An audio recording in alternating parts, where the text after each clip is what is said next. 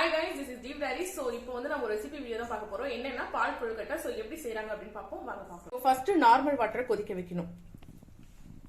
அதுக்கப்புறம் நம்ம வந்து பாத்தீங்கன்னா அணில் கொழுக்கட்டை மாவு, இந்த மாவை வந்து நம்ம மிக்ஸ் பண்ணணும். ஸோ அதுக்காக நம்ம ரெடி பண்ணி வச்சிருக்கோம். ஸோ தண்ணி வந்து நல்லா கொதிக்குது, உங்களுக்கு தெரியுதுன்னு நினைக்கிறேன். ஸோ இதை தான் நம்ம வந்து இதுல மிக்ஸ் பண்ண போறோம். ஸோ எப்படி மிக்ஸ் பண்றாங்கன்னு பாருங்க. ஸோ தண்ணி ஊத்த ஊத்த நம்ம இதை மாதிரி கிளறிக்கிட்டே இருக்கணும்.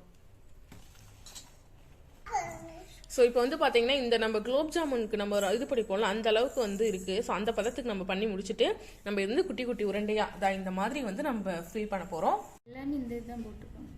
ஸோ பாருங்க, இதுதான். ஸோ இந்த மாதிரி ஷேப்ல, அதுக்கப்புறம் ரவுண்ட் ஷேப் ரெண்டு நம்ம பண்ணியிருக்கோம். இங்கே பாருங்க எவ்வளோ பண்ணியிருக்கோம் அப்படின்னு சொல்லிட்டு. ஸோ இந்த மாதிரி நம்ம பண்ணிக்கலாம். நெக்ஸ்ட் ஸ்டெப் என்னன்னு பார்ப்போம்.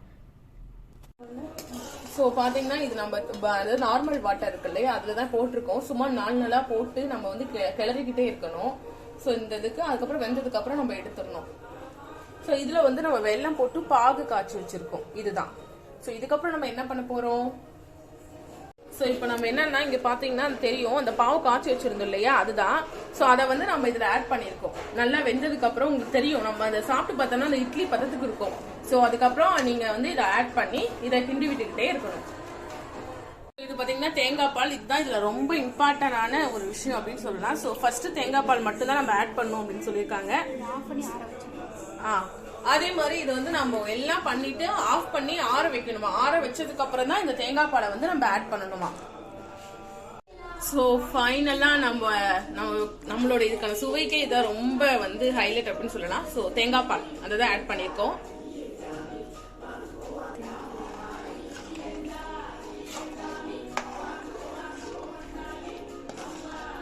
வந்து ஃபைனலா ஏலக்காய் முடிச்சாச்சு. இனிமே நம்ம டேஸ்ட் பண்ணி சாப்பிட போறோம். அவ்வளவுதான்.